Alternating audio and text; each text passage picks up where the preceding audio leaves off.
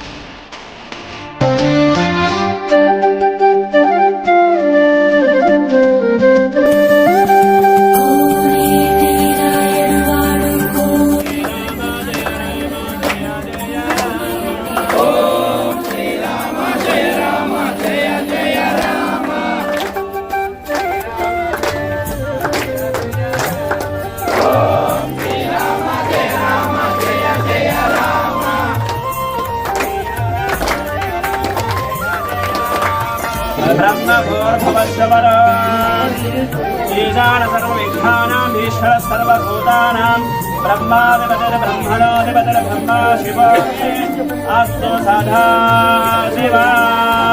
श्रीरामचंद्र प्रभु महाराज की श्रीरामचंद्र प्रभु महाराज की श्रीराम जय राम जय जय राम श्रीराम जय राम जय जय राम।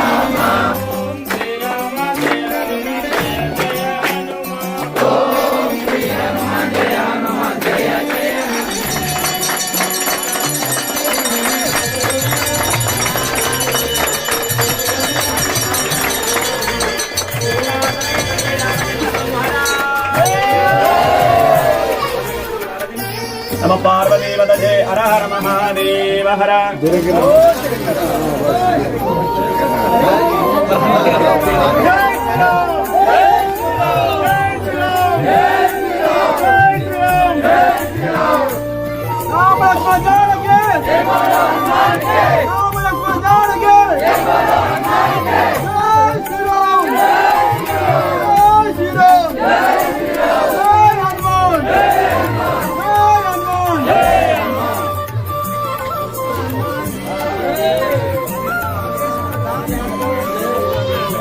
మహాశైలకు మన యొక్క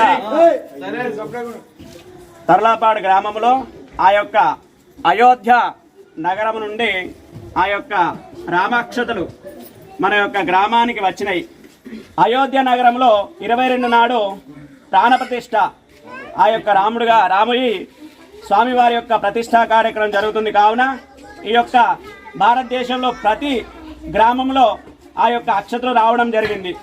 కాబట్టి ఆ అక్షతలన్నీ కూడా మన యొక్క గ్రామంలో ప్రతి వీధి తిరిగారు కదా, వీధి తిరిగొని వచ్చి మన యొక్క ఆంజనేయ స్వామి టెంపుల్లో ఉంచడం జరిగింది.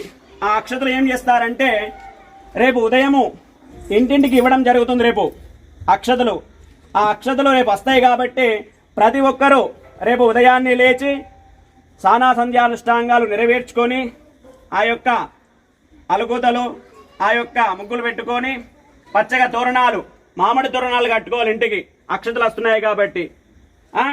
అందరూ కూడా వీళ్ళు అక్షతలు తీసుకొని వచ్చే వరకు మీరు మంగళారతి వెలిగించుకొని రెడీగా ఉండాలి. అయ్యా టైం ఎన్ని గంటల వరకు వస్తారు? 8 నుంచి 9 లోపు వస్తారట అక్షతలు తీసుకొని.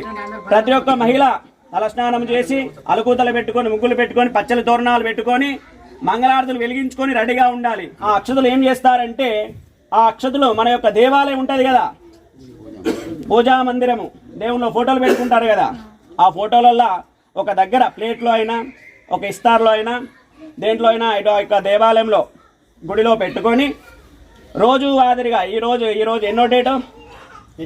8వ తారీఖు, రేపు 9వ తారీఖు, 22వ తారీఖు వరకు ఈ రోజు నుండి ఏం చేస్తారంటే అక్షతలకు రోజు ఉదయాన్నే దీపారాధన, పసుపు కుంకుమ 2 పువ్వులు అగరవత్తులు వెయ్యాలి రోజు. అందరూ కూడా ప్రతి ఒక్కరూ కూడా అలాగే ఇంట్లో వాళ్ళందరూ కూడా రోజు నమస్కారం చేయాలి వాటిని. ఆ తదనంతరం ఏం చేస్తారంటే ఈ 11 రోజులు అంటే ఈ రోజు నుంచి మొదలుకొని 22వ తారీఖు వరకు 11 రోజులు ఒక పొద్దుగా ఉండి, అదేవిధంగా 22 నాడు స్వామివారి అయోధ్యలో స్వామివారి రామచంద్ర స్వామివారి దారిది ప్రతిష్టా కార్యక్రమం, పునఃప్రతిష్టా కార్యక్రమం కాబట్టి మంగళ తోరణాలు కట్టుకొని యథావిధిగా 5 గంటల నుంచి 6 గంటల వరకు 5 దీపాలు వెలిగించాలి. ఇంట్లో దేవాలయం గుడిలో ఆ యొక్క తులసి దగ్గర ద్వారం ముందు వెలిగించిన తర్వాత ఆ రోజు ఒక్క పొద్దుగా ఉండాలమ్మా. అందరూ కూడా ప్రతి ఒక్కరూ ఒక పూట భోజనము చేసి సాయంత్రము పాలు పండ్లతో ఉండాలమ్మా. స్వామివారి ప్రతిష్ట తదానంతరము ఆ అక్షతలు ఉంటాయి కదమ్మా, ఆ అక్షతలు ఏం చేస్తారు? మీకైనా పెద్దవాళ్ళు ఉంటారు కదా, అక్షతలు వాళ్ళ ఆశీర్వాదం తీసుకొని అక్షతలు తలపైన వేయించుకోవాలమ్మా. ఇది గారు జై శ్రీరామ్.